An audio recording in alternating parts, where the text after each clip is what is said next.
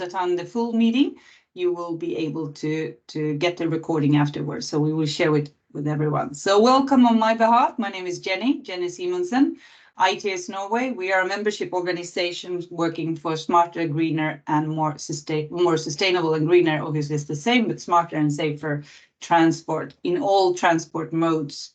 Here today, we are on the maritime ITS sector, and the kind of a launch of a network. We see that we need to cooperate, we need to coordinate, and we need to work together in order to find the best solutions and work with the standards, with the communication prospects, and to find ways towards a safer and a more sustainable transport also on the maritime sector. And we're very occupied with the thought of seeing the whole kind of a transport mode from sea, harbor to hinterland, and how that could be seamless and effective. So we have a program here today, which you'll probably have seen when you have entered or joined this webinar. We'll have a short introduction about maritime ITS. We will also hear about e-navigation in practice from Finland. And we also, I'm very pleased to extend our invite to the UK for Tim, also to talk a little bit about the potentials and the opportunities that we have from a UK perspective, and then also from Sweden, Robert from RISE. We think this is very important. So this is not just a Norwegian or a Finnish initiative, but it's something that we would like to work together with all of you in order to find the best solutions and also the best practices. Without much ado, I would like to give the word to Ernulf from ITS Norway, and he will give a short introduction about the maritime ITS as a. And please ask questions in the chat, or if you would like to ask questions live, please raise your hand and put on your video. We would like to hear and see you. And after each presentation, we have some time for some questions, and at the end, we will have a little bit more time as well. So please, Ernulf, the floor is yours. Yeah, hello, I'm Ernulf Resett, working with Maritime ITS in ITS Norway. Background in various areas, digitalisation in maritime since 1995 or something. So I have some experience with this stuff. And struggling with standardisation and building consensus among stakeholders since 1995, basically. So I'm planning to give you some, I wouldn't say insights, but at least some ideas of what we are talking about and what I think are some of the issues we need to have a closer look at. So it's a kind of introduction to the concept of maritime ITS. So we'll see. The first thing could be to look a bit at maritime transport in Europe. If you look at Europe, it is a lot of sea here, and relatively few countries are actually landlocked. Most countries have some coastline, and they are using the sea quite actively. And some of the countries are actually fully dependent on sea transport for their internal operations, and that also applies to some of the bigger islands in Europe.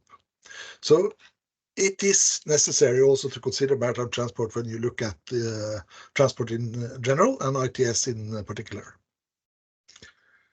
If you look at export and import to Europe, about 74% is on keel, which is very big, and a lot of this is extremely important materials and basic stuff like liquid fuel, for instance. That's about 90% is imported by keel, by boat. Intra-EU, the picture is different. It's only 27% on waterways, a bit more if you include inland. And that is kind of an explanation why ITS is mostly about the road in Europe. And if you look at passenger transport, the picture is even, I wouldn't say worse, but it's very little sea transport, 0.3% of passenger kilometers. However, this differs between countries. In Norway, we are extremely dependent on sea transport also for passengers, as we are in other areas, for instance, Croatia, Greece, Sweden, with archipelagos and stuff like that. So also passenger transport is important to get into the ITS domain. Also, if you look at the greenhouse gas emissions from freight transport in the larger Europe, you see that about 76% is from road transport and only 13 from sea. And if you then compare that to the volume of import and export and also internal transport, you see that there is a big potential in reducing greenhouse gases by going more maritime. And even worse, if you look at external cost, including greenhouse gas emissions for road transport, or at least heavy vehicles, it's about 5 times that of the maritime. And in the maritime field, all the external cost is emissions. Almost all the external cost is emissions, while only 1/5 is emissions for road transport. So that means if you make both road transport and maritime emission-free, you still have a significant external cost from road heavy vehicles, particularly on noise and dust and infrastructure costs and accidents. So that's the rationale, so to speak, for working with maritime to get that into the wider ITS concept. However, we are still in this situation where the EU has defined intelligent transport systems as road transport, but including interfaces to other modes of transport. If you look at definitions in ISO, it's a bit more open, but they still say it's less clear if it includes long-distance seafaring ships. So the situation now is that at least Norway and Finland, and to some degree UK, has included the maritime in ITS. So that's the starting point for this network we are trying to build. Conventional ITS, here you have driver information system, traffic management, autonomous vehicles, transport management, cooperative connected and automated mobility, intermodal connectivity, as examples, typical examples of what the ITS includes. And if you look at the maritime side, you see exactly the same. We have quite advanced driver information systems through various systems, also vessel traffic services, which is kind of supervising traffic. We'll hear more about that, I think. We have starting to work with autonomous ships. Transport management is obviously also a big part. CCAM is an old concept in the maritime field, and we have had a project like STM working with this and demonstrating it, actually. And intermodal connectivity is a complete necessity for maritime transport. So all these concepts are already in place in the maritime. And if you look at the development of shipping through the previous 3 kind of industrial revolutions, from mechanized power, mass production, where the equivalent on the shipping side was the conversion to diesel, and then computerized control in the 1970s. We see that since the 70s, when the computer started to arrive on the ships, we have had all these systems that the road sector only are starting to talk about now. We had anti-collision radars from 69. SATCOM started to be used commercially in the maritime sector from 81. GPS, the maritime sector was the biggest user of civilian user of GPS in 1995 or 6, much bigger than the others. And AIS, automatic identification system, which is communication between ships, was introduced in 2000. So you could say that the maritime is the original ITS. And now with the advent of Industry 4, we see that the time is, in my opinion at least, ripe for the introduction of maritime ITS as a kind of parallel to Industry 4. A few words about standards and digitalization in general. When we talk about digitalization, it's actually 3 different things. You have the lowest level, which is digitization, converting stuff from analog to digital representation. And that's basically a costly affair. You save some money on not having to store your data in books and big libraries, but basically it's about spending money. When you go to the next level, which is digitalisation, which is basically automating internal processes based on digital representation, then you start to save money. But a big thing which we are looking for is actually this digital transformation when we change the business processes based on a large availability of information and data. And that's where we really can earn money and make things much more efficient than today. But this requires standards. You need a kind of open ecosystem where all the applications can take information from the same repository and create these new digital transformation applications. And that's a very important point in my opinion, that we need standards to really enable the big evolution of new applications in the area. Unfortunately, there are some hindrances to the establishment of widely accepted standards. And one of the reasons is that there's a kind of silo concept in the maritime sector still. It's changing a bit, but we still see the same sectors. We have the nautical side, which is connected to the Maritime Safety Committee in IMO, the International Maritime Organization. And that's about sailing the ship safely. Electronic charge, AIS, e-navigation, and all that stuff belongs in that area. Then we have the administrative side, which is about clearance for going to foreign ports, ship certificates, all kinds of information related to the acceptance of ships as safe transport means in foreign ports. And that's a separate silo, mostly handled by the Facilitation Committee in IMO. And that's World Customs Organization, together with the United Nations, ECE, and ISO is where are the main actors. But you also have the operative and the commercial side, where the private sector is more dominant. They use some standards from ISO and UNECE, but it's a lot of private organizations like GS1, DCSA, and others that develop their own specifications. And all these silos, they don't talk much together. And that's obviously a problem, because there are overlaps. The other problem is that the sector is very small. There are about 105,000 ships, according to UNCTAD, larger than 100 gross tons in international trades, and all the ships are different. Compared to, here it says 5.22 billion smartphones, that was one count.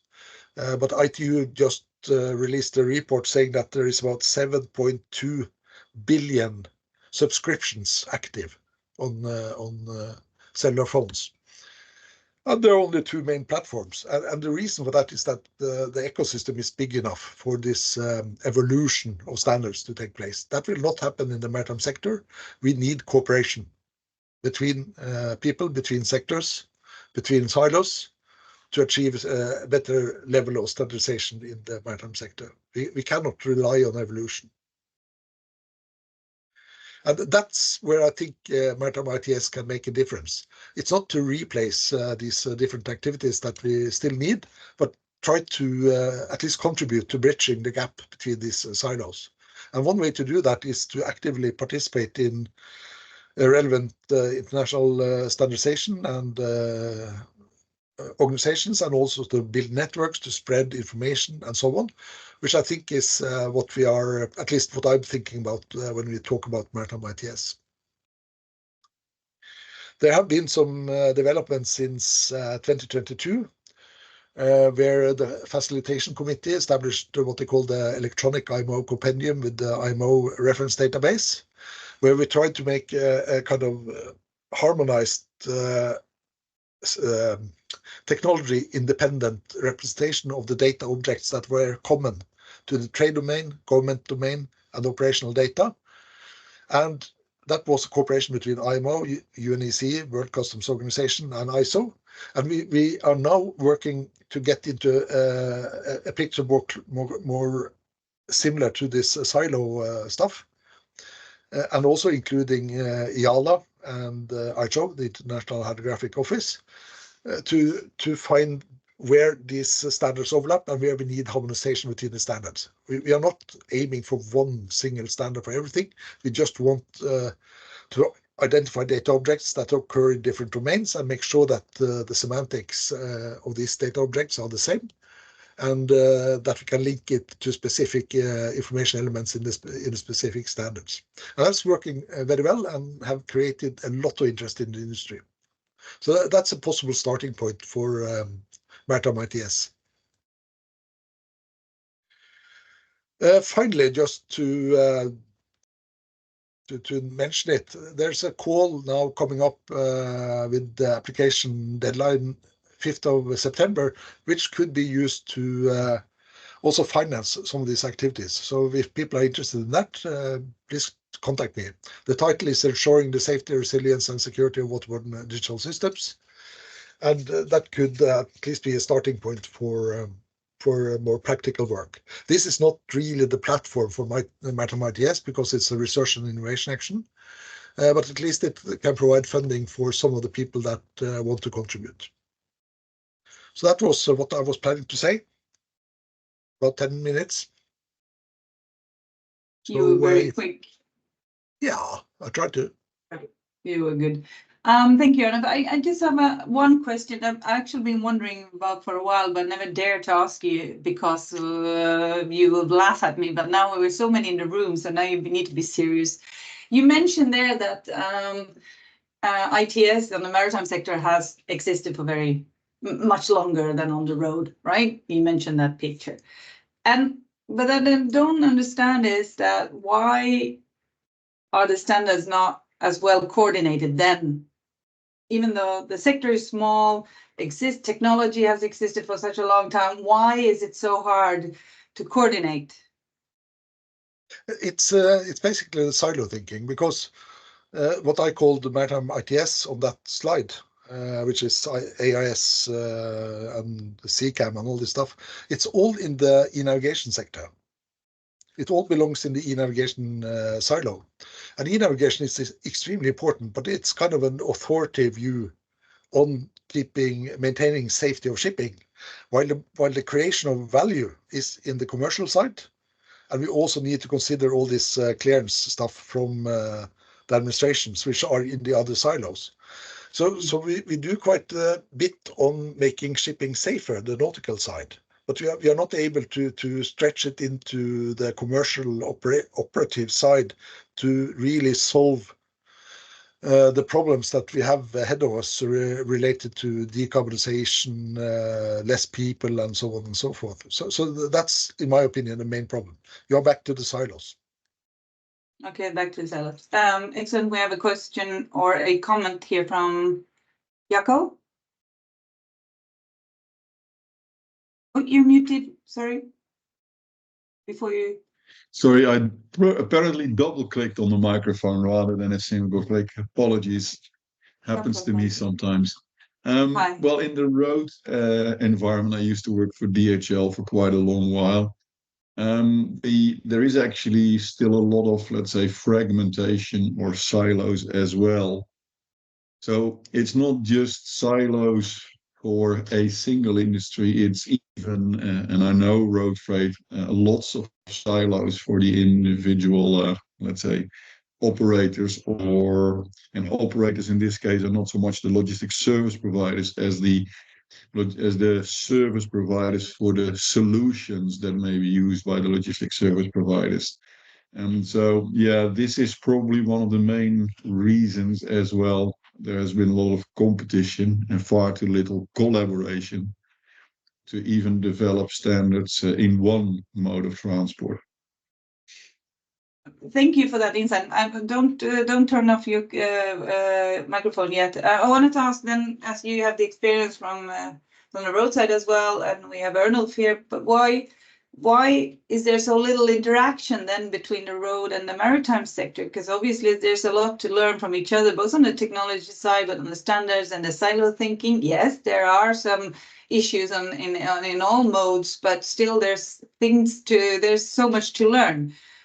What do you think are the biggest, like the barriers not learning from each other, Jaco?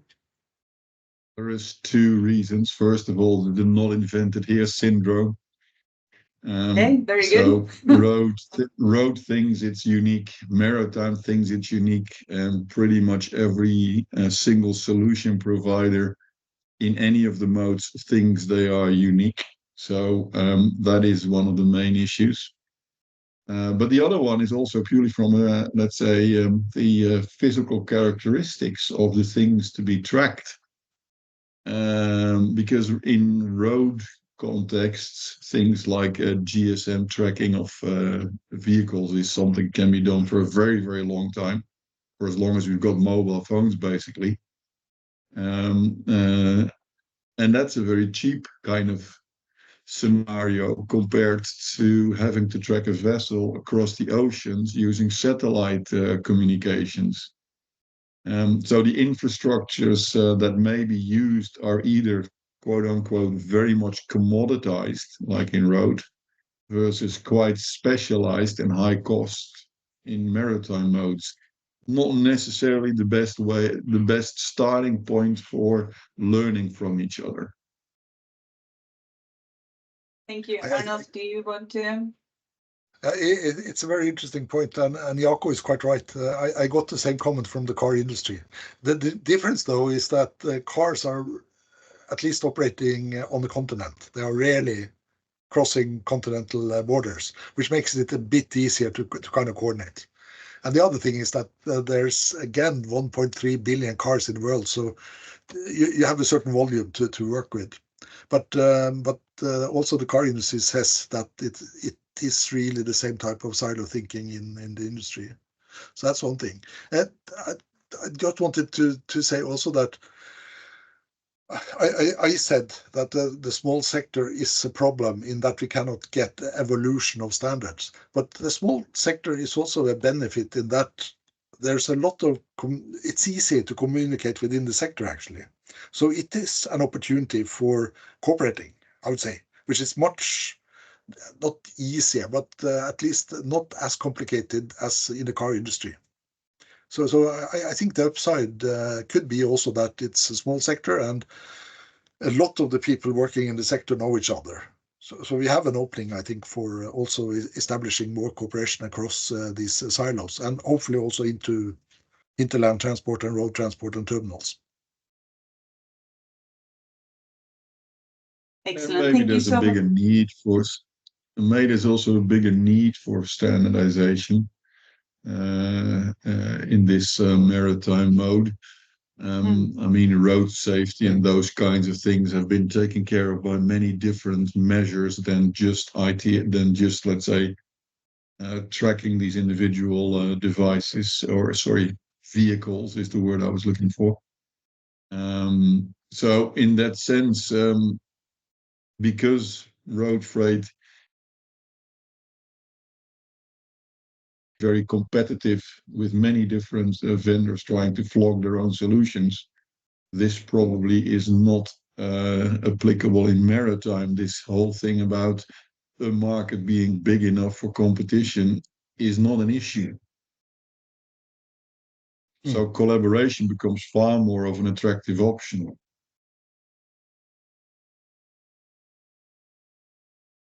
Excellent. Thank you for those comments. We can circle back to that, and I hope someone else also has something that they would like to elaborate on that part. I will continue, though, with the next one with Juha from Fintraffic in Finland, who will talk about e-navigation in practice.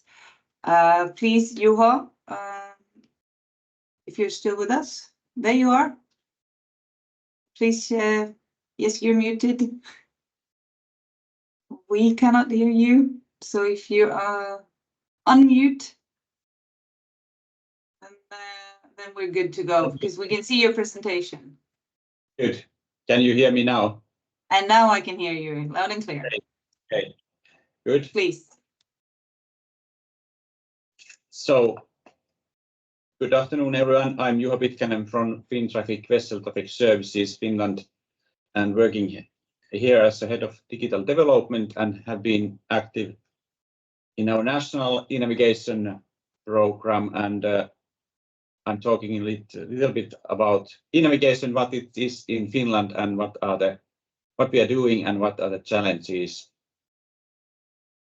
And yes, and a little bit background of e-navigation and what e-navigation means in Finland. So as this Arnold pointed out, there has been lots of international organizations working on the digital issues in maritime domain, and one of those kind of early definitions of digitalisation is IMO's definition of e-navigation from 2009, and meaning electronic ways of conveying information on board that helps vessels sail safely and in secure way. And then now I would say in the last couple of years there has been this kind of national program that really is trying to put some concrete actions towards implementation of e-navigation in Finland. So we have a definition that we are offering core digital navigation information for vessels. And the pictures are here from our workshop, where this concept and all the actions were developed together with different stakeholders. I will tell you more about later on. But there are clearly a need for harmonization and coordination. And what Arnold said in a global level, I can say bit is true in the national level as well. We have quite several organizations working on these issues in administration, and we have to do this fight against this silo effect also nationally. So a word about Fintraffic. So we are the vessel traffic service provider in Finland, but we are also as a Fintraffic group taking care of all the traffic management of all the traffic modes. So we have also kind of view outside of this maritime domain. And besides providing these official vessel traffic service and safety radio services, we are also assigned by the Ministry of Transport and Communication to develop traffic data services and database services for the traffic. So this implementation of e-navigation fits very well to our general task. And also this reflects very well the idea almost showed about the role of ITS in the maritime domain. So what we are doing nationally in e-navigation, so we basically develop those common technical solutions that help to kind of share real-time data in secure manner for the vessels. And there are different stakeholders who are responsible of these official services and data, but we are developing a common platform and technical solutions that can be used for the ecosystem. And here are the stakeholders at the moment, the key stakeholders who are almost all belong under the Ministry of Transportation and Communication. So we have a competent authority, Traficom, which takes care of S100 data model harmonization and implementation nationally, but also takes care of the navigation and chart. So they have a national hydrographer as well as navigation and warning authorities. And then we have an infrastructure agency that takes care of fairways and also including all the aids to navigation. And then Fintraffic, as I said, is responsible of operational 24/7 services and also developer of this navigation service platform.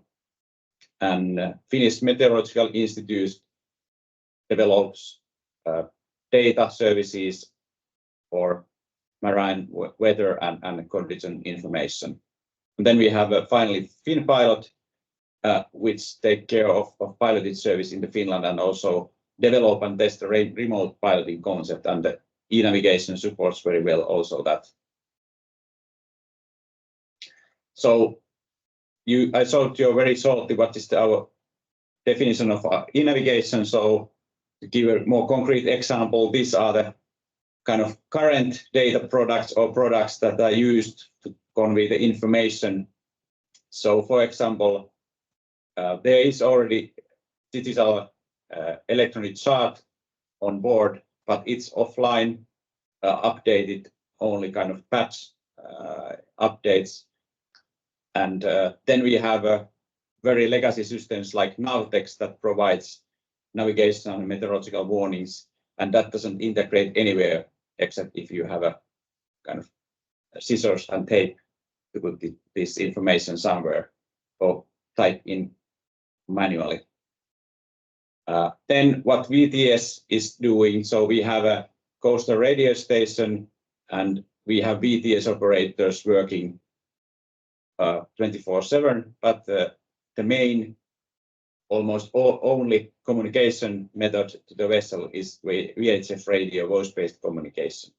And we want to bring something beside these current channels. So that's not feasible to think that this will be replaced, but we can bring new solutions that support this voice communication.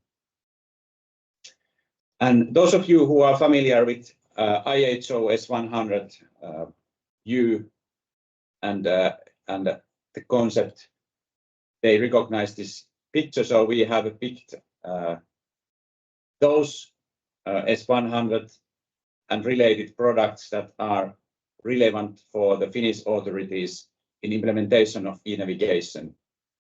So this is a subset of IHO view, and this is also kind of high-level roadmap and concept for which is shared by the authorities.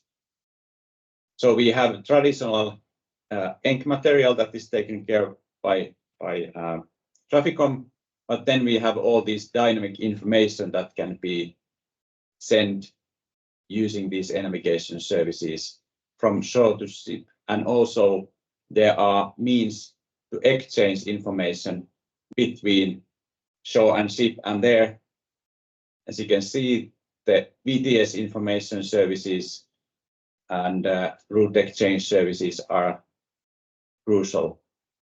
So there's not only one way to send information from shore to ship, but also communicate almost real time with the vessel. So what we can get out of the kind of first wave of e-navigation implementation, that enhance safety, providing more accurate information and also in a machine readable format to the vessel. Then we hope that giving more precise information about the conditions in the waterways, that also affects the operational efficiency. So besides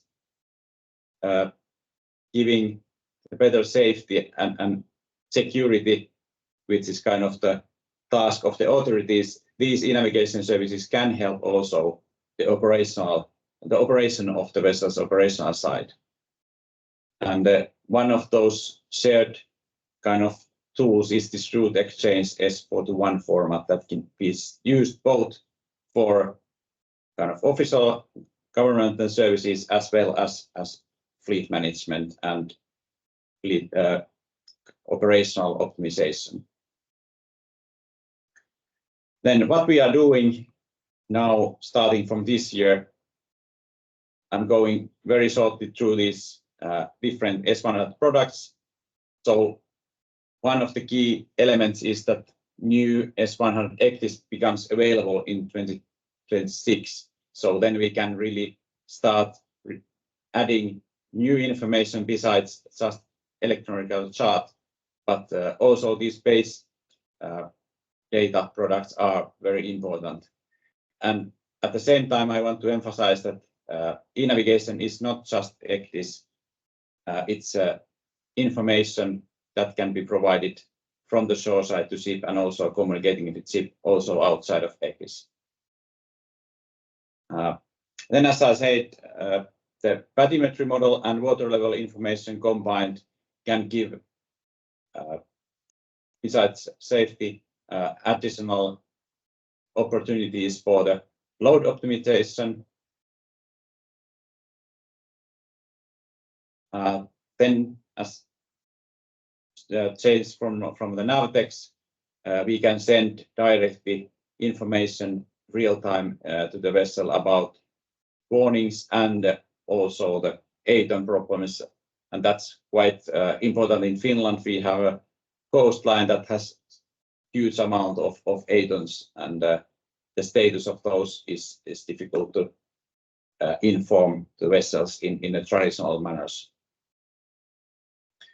Then for the VTS services itself, the VTS digital service, digital information and the route exchange help to form new kind of services that are at the moment managed only by speeds from the VTS operator to the vessel, and that should give more precise information for the vessels and create a better situation understanding for the VTS centers. And then what is important in kind of Nordic context is ice navigation, winter navigation, and there we have at the moment very nice weather and ice information products which are still PDF format or images, and incorporating those to the digital format that can be shared directly with the vessel will help to deliver the information, and it's also cost saver for the, for example, the Finnish Meteorological Institute. And also provides kind of help for the operation, so getting up-to-date information of the vessel will give very much in a winter condition might affect very much the operation of the vessel. And here's one example that when this icebreaker forms a convoy, there's a need for the control the speed and the distance of the participating vessels in the convoy, and at the moment the only way to kind of keep this information is constant radio connection from the icebreaker to the vessels, and e-navigation can help so that besides this constant radio communication we can share also some parameters and guidance from the icebreaker to vessel directly. So real-time ice information makes it possible to navigate more safely, and then also vessels are able to receive real-time information and optimize their route and operations and avoid collisions in the convoy operations. Then one word about our navigation platform. So we are offering, as I said, our task is to develop the technical means. So we are building a common decentralized platform that facilitates this secure and also reliable information exchange near real time from ship to shore and also shore to ship. And it's about to become operative in 2026 when the first governmental e-navigation services come up. So there is some key elements are identity registry and then service registry that together form key parts of the platform so that we can offer the data back and forth securely, and also the ships are able to find the services easily. And at the same time, we also develop several different data delivery mechanisms that support this messaging between ship and shore. So not only kind of supporting services, but also data delivery mechanisms that are unified and according to the international standards. So everything what Ornov says is very crucial. So there is no national standards or national specifications. We are building on all those international organizations that Arnold showed you in the navigation domain. So we can send information from different governmental agencies and different service providers so that they can be consumed by the ship in a unified way. And here are the kind of key points or key benefits. So we see that providing these services will help ship operators to gain operational efficiency, and also the service providers, as I said, the Finnish Meteorological Institute can deliver their data products more efficiently to the vessels.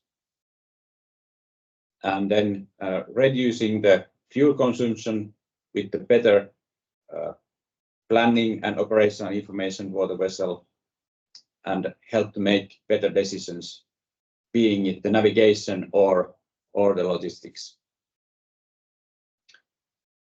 And also the last one, data security and scalability, so that this architecture can accommodate and be also cost optimized way to deliver the data to the vessels.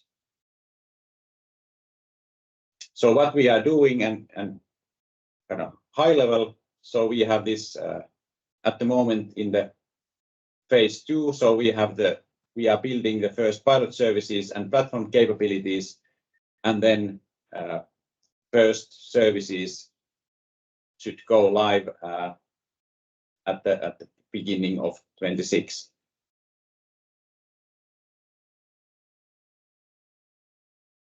And here is again kind of more architectural view on the Fintraffic's e-navigation solution. So how the platform supports the service provision from shore to the sea. I skip for the sake of the schedule more these technical details, so they will be part of the presentation. So my last slide is the kind of timeline that gives you better understanding of how and when this will happen. So we are starting from the weather and condition information, and then also VTS services are first ones, as well as these aids to navigation and navigation and warning information. And there will be also other services that are not yet set on the timeline, but this is the kind of the first batch of e-navigation services that will become available in Finnish waters soon. Okay, that was the end of my presentation, and now I hope I can have time to answer some questions. Yes, I hope we have some questions. What do you see the biggest challenges by the implementation of this? You mentioned by the S100 it should be by 2026. What are the biggest challenges that you in Fintraffic foresee? Okay, I think that the biggest challenges in adaptation of e-navigation overall is, of course, that how to kind of involve the vessels to this. So the timeline for kind of ECDIS, this S100 ECDIS is quite long, and it becomes kind of available at 26, and then mandatory for the new builds from 29, and then it takes years to kind of roll out. So there has to be other ways to kind of involve the vessels, not only through ECDIS, as I said, but there's this kind of heck and end problem. So I think that providing these services is the crucial part. So, but I have heard that if we build up these services and publish them, and they'll kind of try to get ship owners and operators to use those, then I think that by the real benefits that they offer, that the things will go faster forward than just by the kind of regulation, because that takes years. Arnold has a hand up. Yes, I saw that. Thank you, Johan. Arnold? It was just very interesting. And but are you planning to make your own MCP platform in addition to the existing Navlink? Yeah. Yes. And that will actually be the first governmentally controlled, so to speak, Yeah. MCP. Yeah. So that's the idea. Yeah. Exactly. And do you have checked with other administrations whether they are interested in doing the same? Because that's a very interesting question, I think. And yeah, we are part of the EU Interreg Madame project that is developing navigation in Baltic areas, Baltic seas, and there is a Danish Maritime Administration and Swedish Maritime Administration, and I think that they will look closely what we are doing, and I hope that they get interested in this. So that was a national kind of decision, and I think it's a good decision to kind of build one MCP instance or node for the whole government and operate it governmentally. Okay, thank you.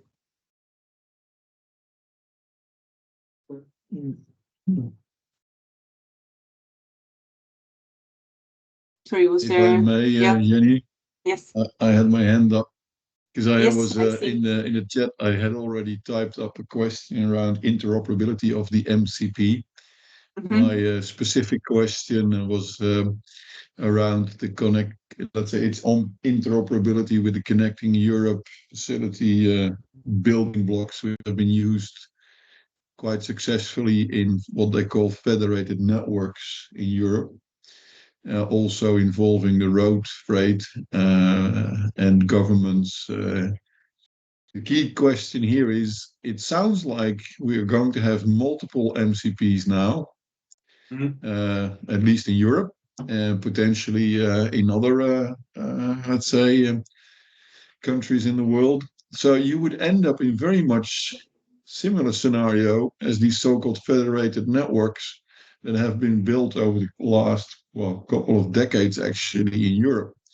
So I'm just wondering to what extent we are going to learn, if at all, from those experiences in Europe. Sorry, my camera died. I tried to get it up. Okay. You have to. Not an issue. Yeah. Okay. Yeah, that's very interesting question. And I from our point of view, the federation or linking the MCP instances is something that is not mature yet, and it has to be developed within the MCP and MCC. And definitely we are looking at the European initiatives on this, because we are definitely supporting the idea that we should not invent all the wheels again, but use the existing things. And of course we kind of the best solution would have something developed within Europe, and that can be kind of rolled and then kind of brought to the global scale, I would say. So definitely this is very interesting. I have not been aware of this, but yeah, this proves the kind of importance of this ITS work. So we definitely will look and kind of we will contribute this year and next year to the federation of MCP instances, because of course it's very important, because now we are building a national instance, and it has to be somehow connected to the others. And I think that when new MCP instances start popping up, the question and the solution for the federation connecting these instances will become more realistic, I would say. Thank you, Juha.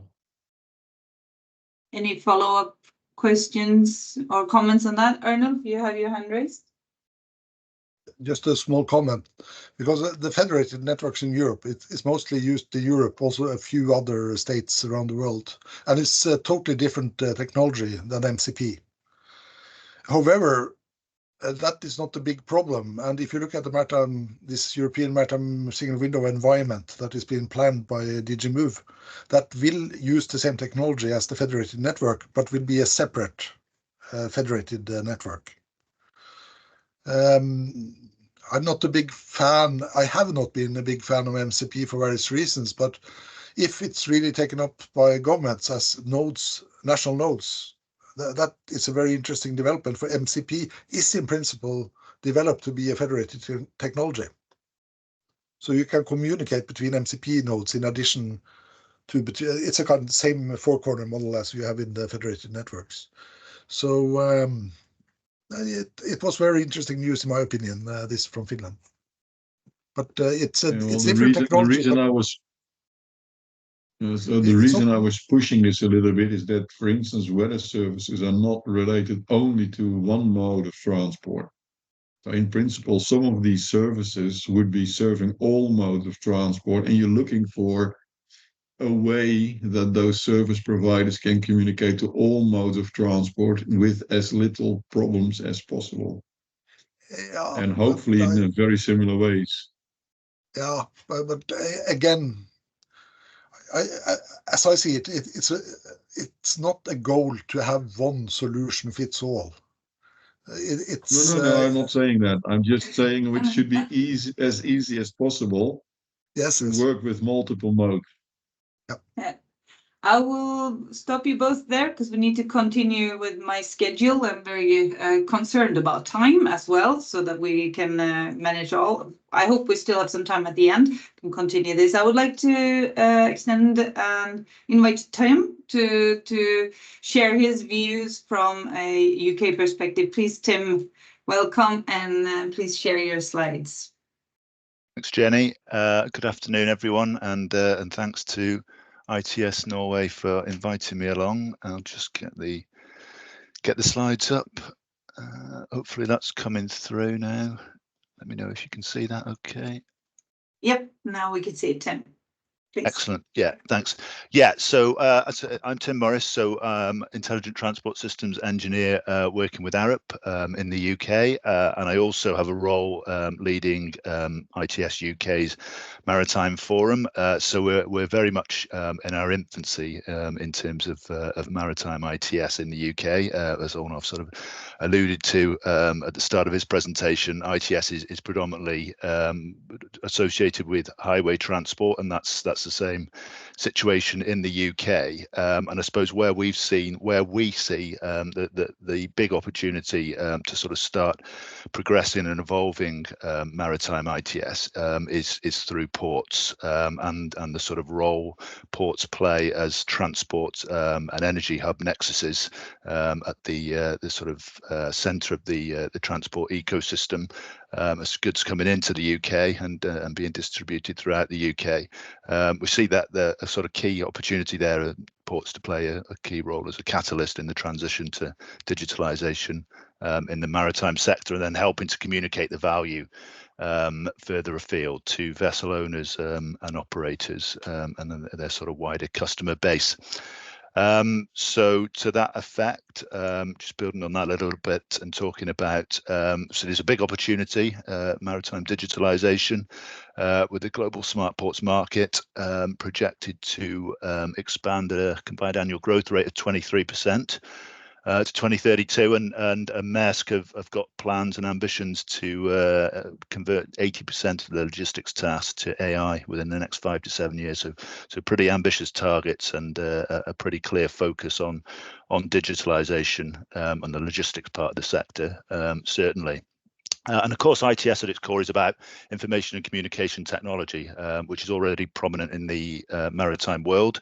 And I suppose digitalisation taking this a step further in providing sort of full visibility of operations in real time through the connection of operational and information technology systems, with multiple data sources and low latency communications.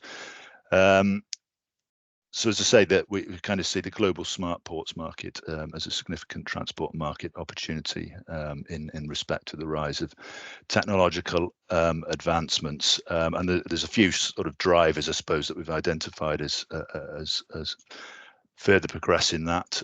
So the Maritime 2050 decarbonisation agenda, the European Emissions Trading Scheme, the IMO, Maritime Single Window Directive, along with the more UK-focused electronic Trade Documents Act, which came into force late last year, with the first fully digitalised cross-border goods movement being achieved in September last year.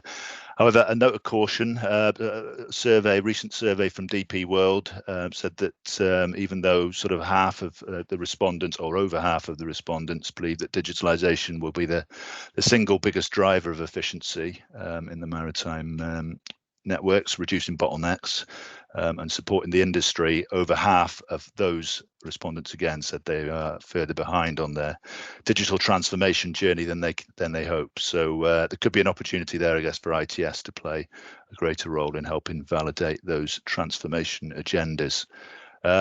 And in terms of autonomy, in the UK, there's now moves, or there has been moves over the last week with the signing of the Self-Driving Vehicle Act, and the aim to get these self-driving autonomous vehicles on UK roads in the next couple of years.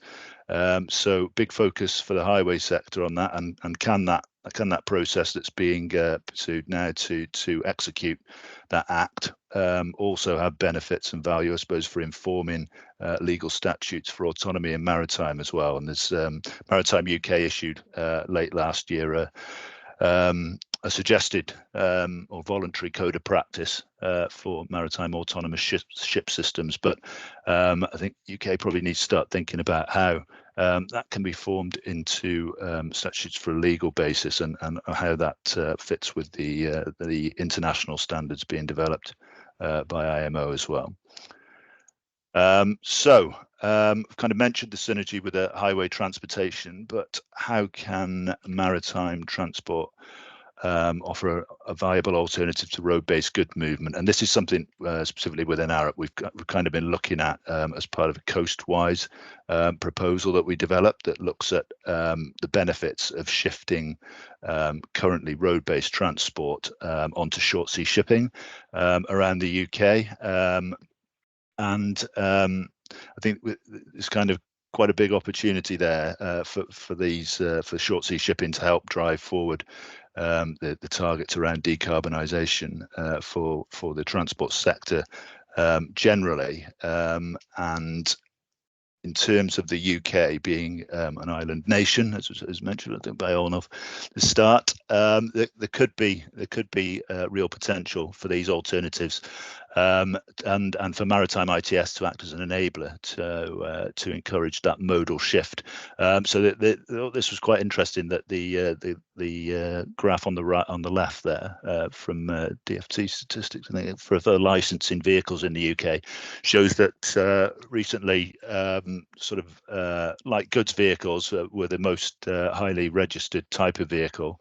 So just showing that the growth really of deliveries and last mile deliveries to an extent on the UK roads.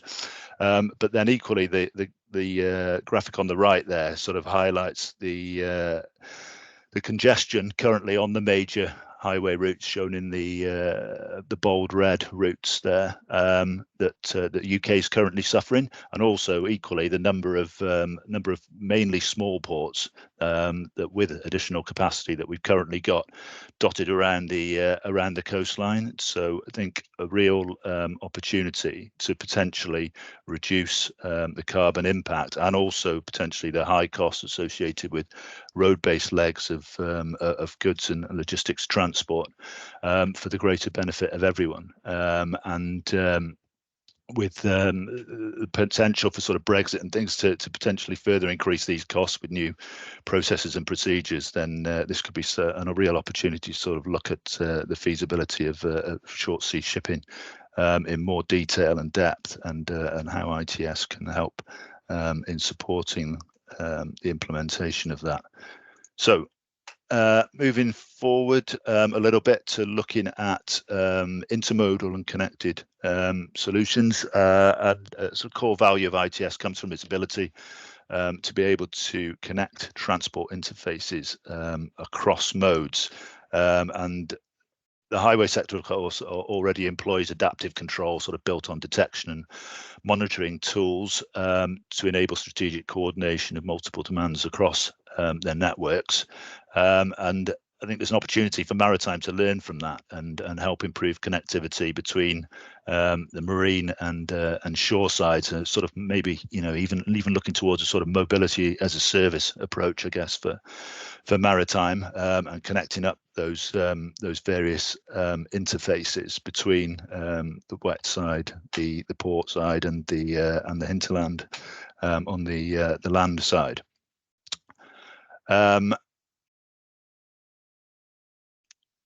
Sorry, I'm just moving on. And an example of where we're sort of looking at the practicality of that and the feasibility of that, I suppose, is for Liverpool City Region free ports. So there's a number of free ports in the UK, 8 in total at the moment, I think, that have been given a remit to sort of drive forward employment and develop commercial opportunities. But another remit they've got is around innovation, and Liverpool City Region Freeport are developing a sort of innovation fund where it could potentially act as kind of sandbox for ITS development and testing. And as part of that, we're looking at the feasibility of using digitalisation to be able to sort of track the intermodal movement of goods on vessels into the port, and then across the sort of landside distribution into the various free port zones, and then using that to look at the opportunity to encourage shift to inland waterways along the ship canal, Manchester Ship Canal, rather than utilising the land-based routes, but also looking at how that sort of technology and visibility can be used to evaluate more effectively the planning of sustainable energy infrastructure, so electric charging points for electric trucks and so on. Taking that a step further and bringing the sort of standards, regulations and digital platforms together, we see maritime ITS, I suppose, having the potential to sort of support national single windows and potentially the opportunity for some of these innovation work streams through the UK free port to sort of feed into that and feed into the development and the creation of port community systems that have real value for all sort of actors interfacing with the port, and help sort of build resilience for supply chains and the transport modes that are enabling those supply chains. And of course, I think it was picked up on earlier, but the technology is only one part of it, and sort of bringing the port community and their partners and customers together to be able to foster collaboration and innovation, so that you get sort of benefits deployed right across the spectrum. The transport ecosystem is key as well, and we're hoping that the ITS community can sort of play a supporting role in that, in helping turn the tide in terms of helping the shipping and logistics industry understand more about the benefits of the technology to improve port and logistics environments. And then taking that a step forward into the realms of AI, and this is taken from an example project that we've been working on with the Virginia Department of Transport in the US.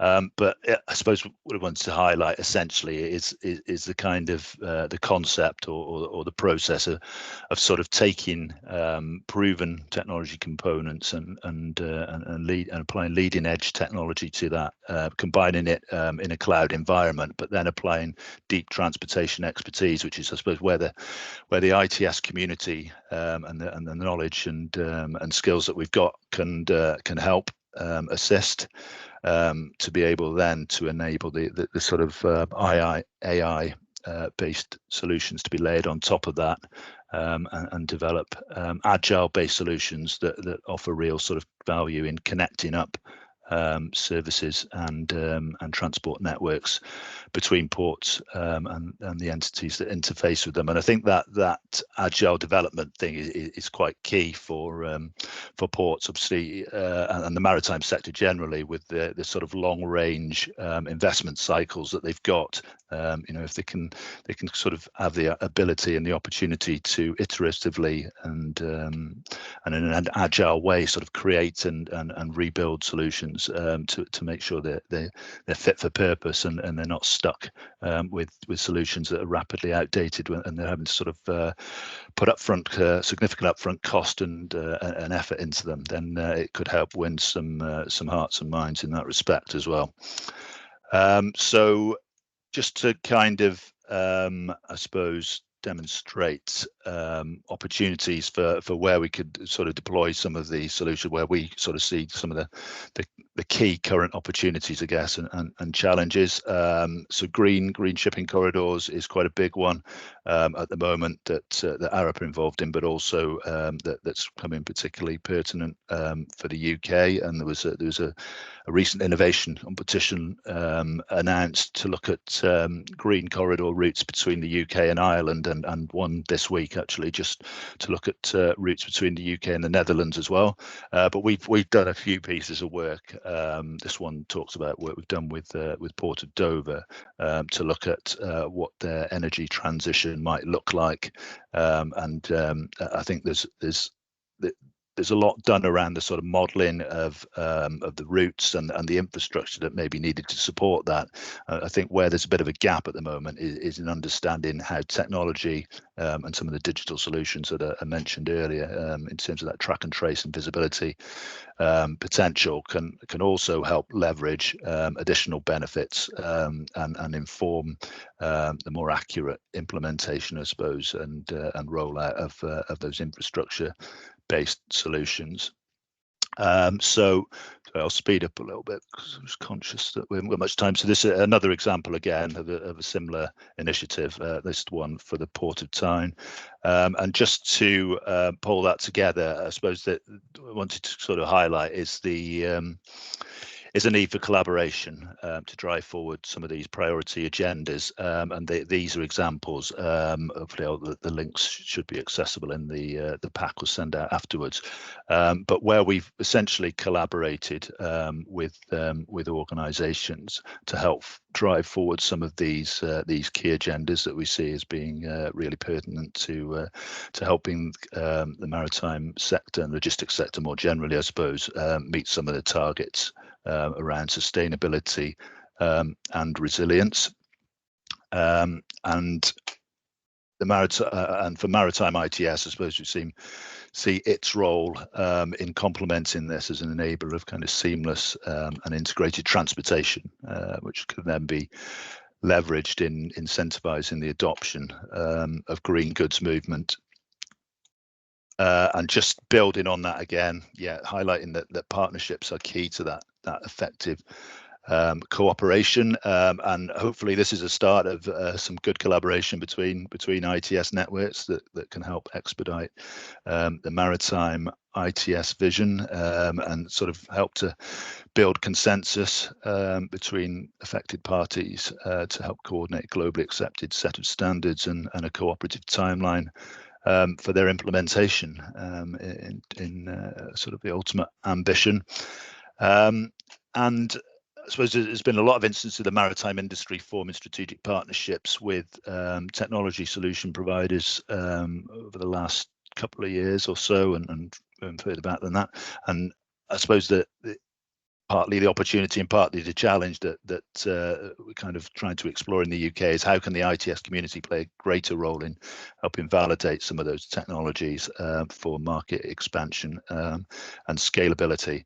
And I'll just finish off by sort of putting forward, I suppose, this proposition that is maritime the missing link in the ITS portfolio. Well, yeah, we think it is, and obviously the impact of maritime is felt way beyond the port boundary or beyond the quayside, with sort of the need for the goods movement over land as well, and Is there the image on the right there is a sort of total value framework that we've adopted for sort of analysing and assessing the feasibility of green shipping corridors. And it was developed for Canada, but we've used it in other locations for other projects as well. But the point I wanted to make, I suppose, is around can we more effectively communicate to the end customer or the service user how important sort of maritime transportation is in representing some of those pillars of a total value framework that may more directly impact, I suppose, the daily lives of the consumers or the end users that are accessing the ultimate output from these transport connections and services. And is that a route, targeting the sort of wider public? Is that a route to gaining more expedited acceptance, I guess, of what we're trying to achieve?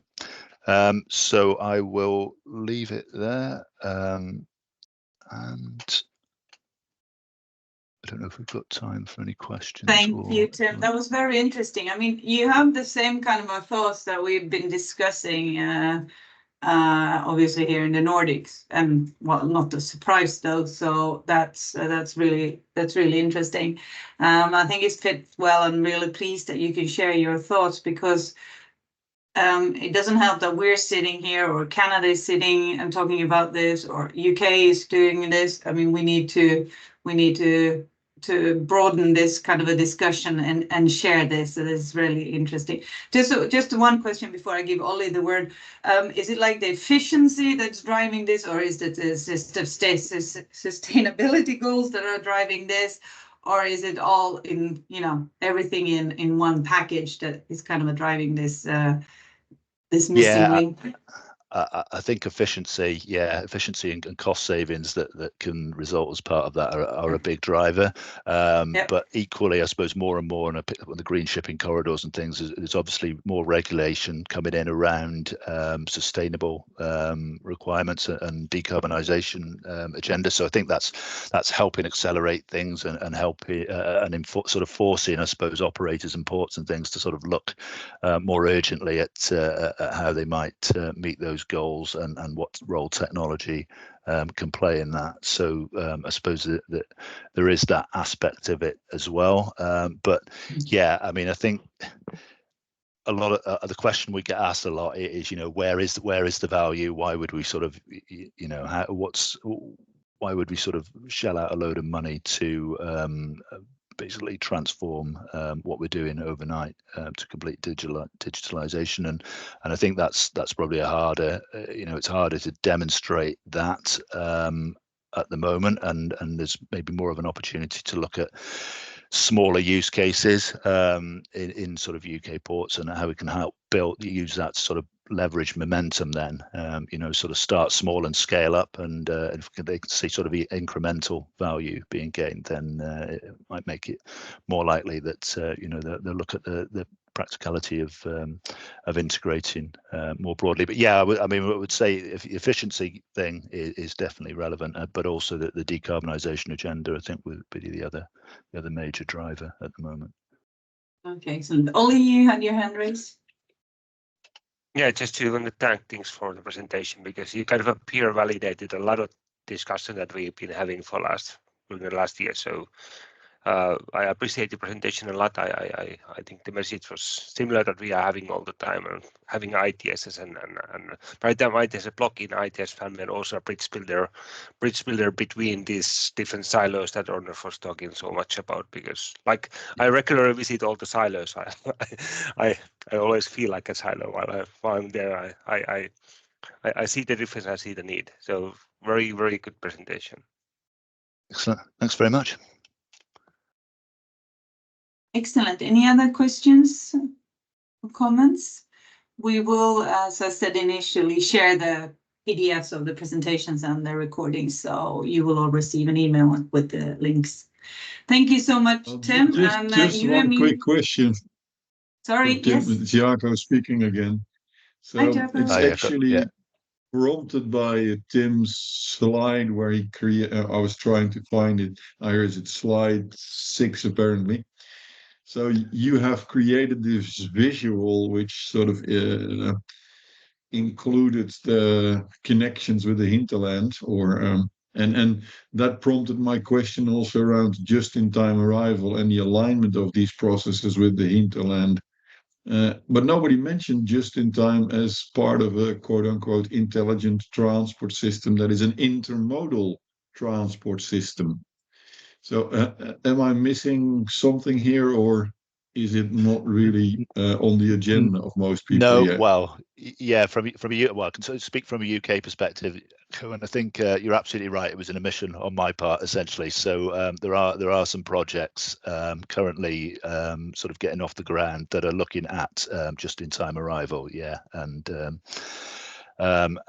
how that can be used to optimize berthing planning and then the connectivity to onward distribution. So that, yeah, that is going on, but I wouldn't say it's certainly not widely deployed in the UK at the moment. There have been some trial projects that have got off the ground. Okay. Just to add what Tim was saying, in Finland we actually, as Fintraffic is also doing road, rail, air and sea traffic. So we just yesterday had a workshop where we tried to tackle the issue that was Jaco was noted, that this just-in-time arrival both in and the seaside. So there's some activities going on that area. Very good. And Tim, you and me will sit together in a panel in ITS World Congress in Dubai about automated driving. So we will then shift the mode to road transport. But then I think what we will touch upon is this as well there. So I'm looking forward to that. Yes, definitely looking forward to it. Thank you so much, Tim. Okay, we'll give the word to Robert now, because so that we will have some time to listen to his presentation.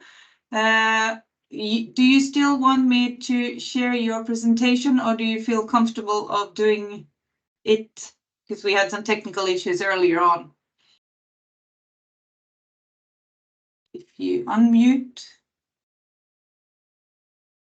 Can you hear me? Because we can't hear you.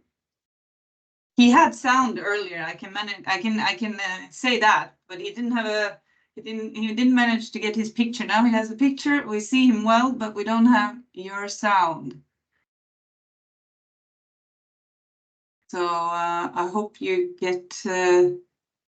He has had some issues today with Teams. We all know that feeling. And while he is getting on to try to connect.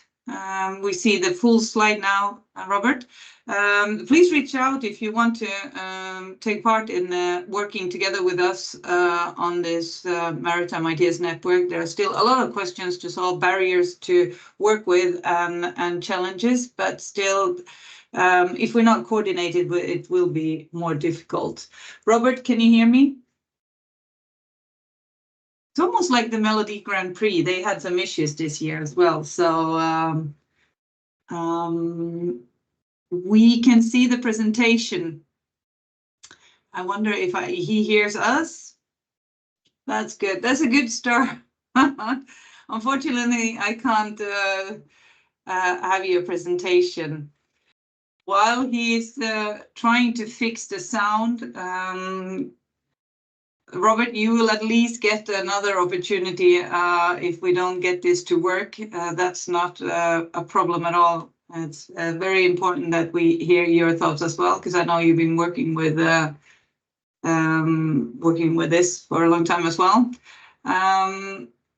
If while he's working on it, can I get maybe Olli and Ernulf camera on?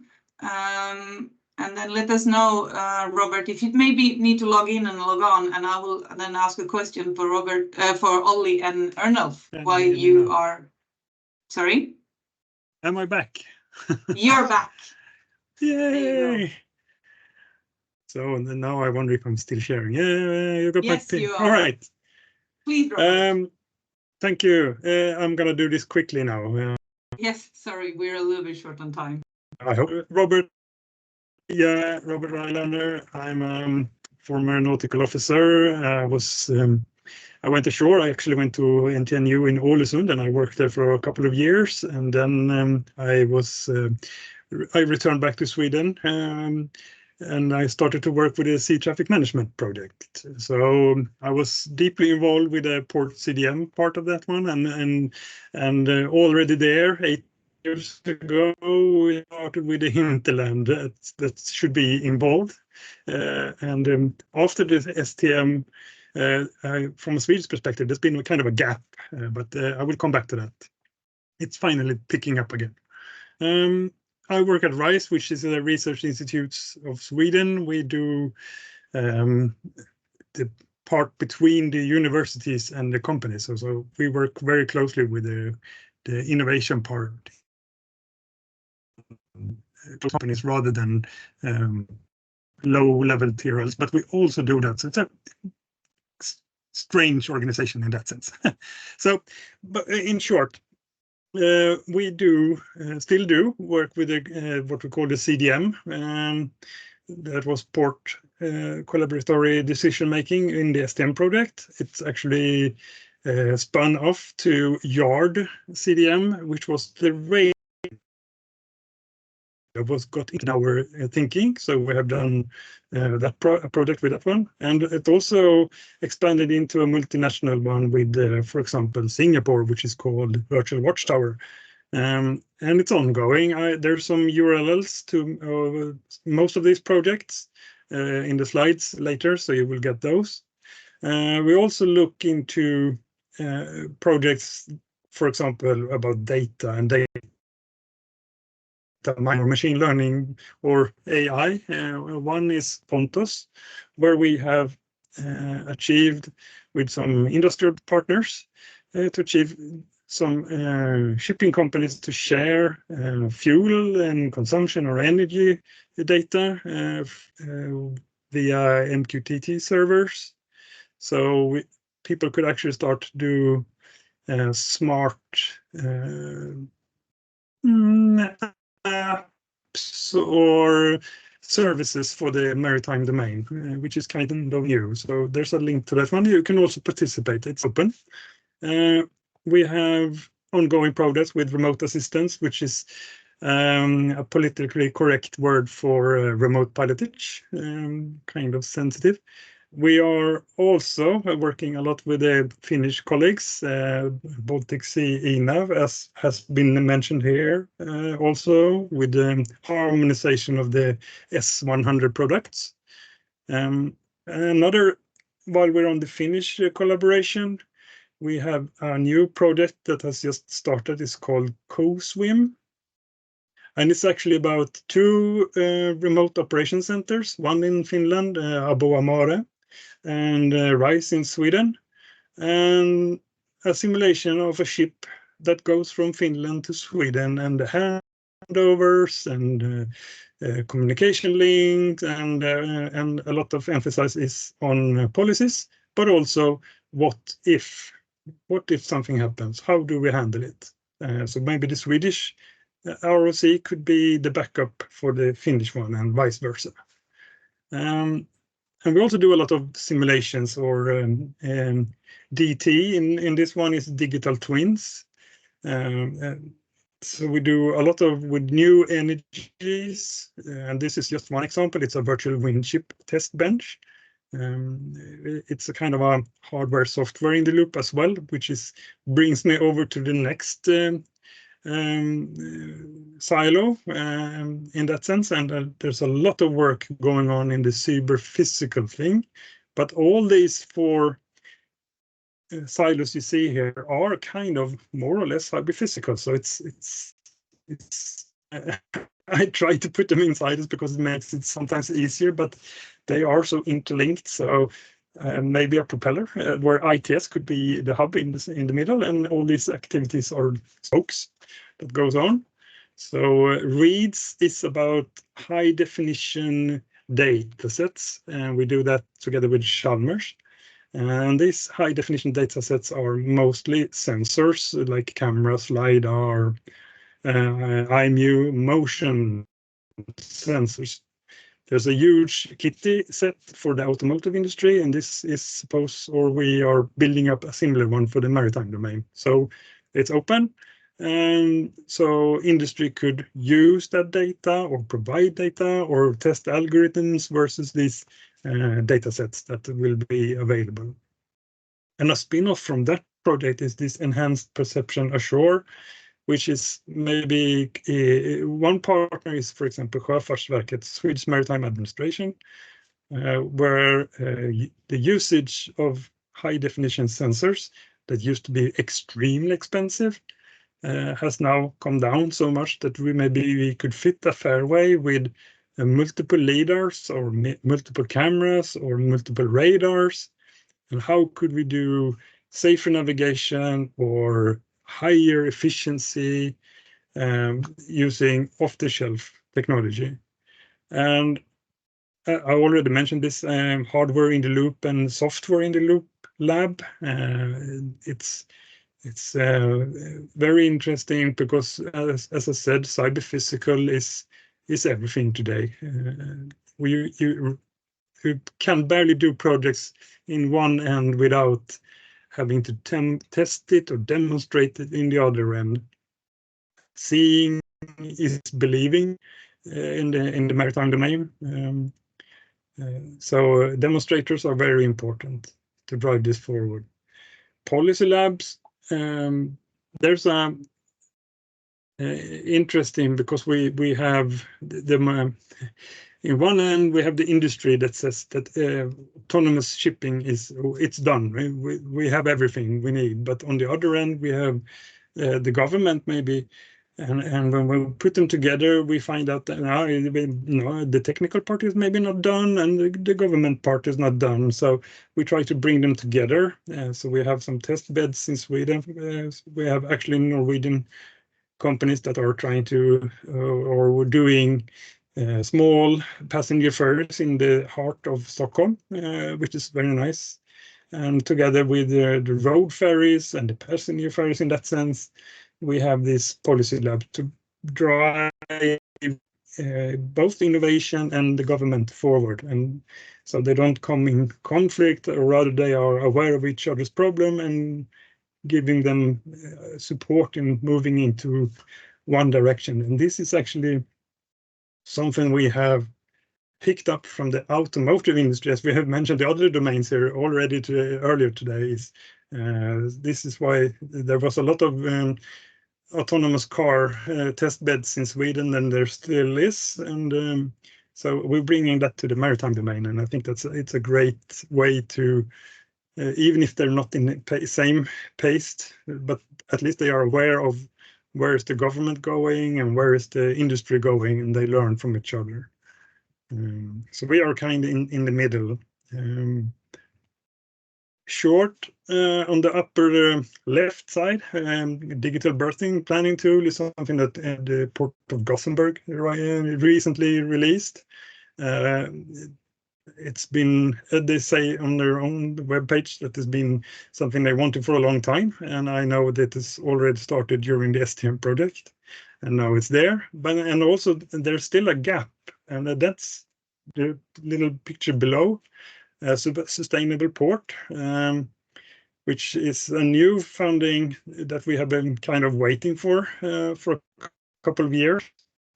Vinnova is one of the innovation agencies in Sweden, and maybe that is one of the problems. We have several, but at least it's a step forward. And digitalisation is really one of the key corners for a sustainable port. It could be the energy, it's the hinterland connection, it's also the ship side, and also, of course, the internal processes in the port. So we hope to move that one forward a little bit more. And it's very interesting to hear what the Finnish side, as you say here, with the MCPs, and it's happening. And I don't know yet how it will land on the Swedish side with the SMA, for example, but it's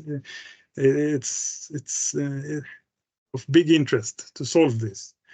And on the right-hand side, we have the Swedish road ferries, Färjerederiet, and they are already training some of their personnel to be remote operation center operators. So in one end, they are really preparing for remote operated road ferries. And then on the other end, we have some ports and etc. that are not even started with their digitalization. So it's juggling these possibilities. And then we have something that started this week, and I think it will we'll be talking about these silos and IT for public transport, which is starting a maritime branch now, which means in the public sector you could have a bus, and on top of that bus you could have more than 5 GNSS antennas, because you have all these actors that want their position of the bus, and it's not feasible to have all this cabling, all these antennas on the roof. So it's a European project. It's been going on for 10 years, I think it is. And they have worked a lot with all the way from the CAN bus operational technologies at the bottom, and how to get data upwards in a safe way, and all the way into the organizations, so they could share maybe on 2 GNSS antenna as a redundancy.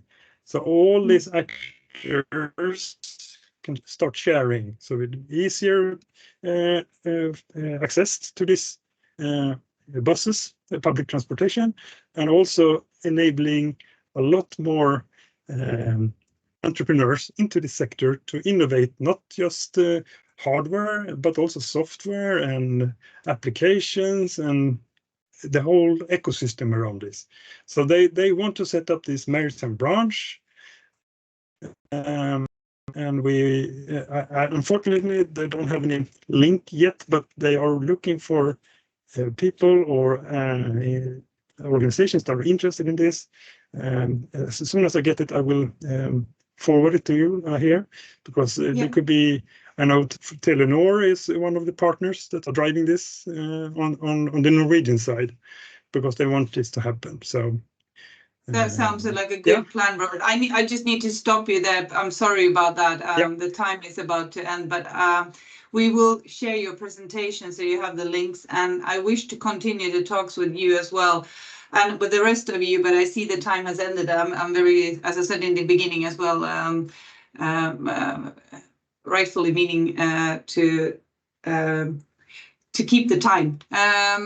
We need to continue this talk. We would like to meet up physically with most of you, and we're looking into having that. So if you're interested to being part of the the mailing list, or you're not interested in being part of the mailing list, let's put it that way, please let me know, rather than sending me an interesting letter of saying that you're interested.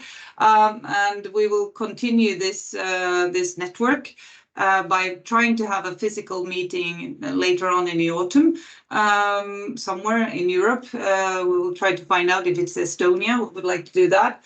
But if you want to host us, please let us know. And we will have another webinar as well to continue this thematic approach. Because there's still a lot of things to talk about the cooperation across modes. How do we do that? What are the real next steps of actually doing this, and not just having a nice webinar and then ending it, but continuation of it. So I thank you all for your time. As said, I will share everything, and I wish you all a great weekend, as it is Friday, and look forward to talking to you all soon. Thank you for your time, and talk to you soon. Thank you, and bye-bye. Bye-bye.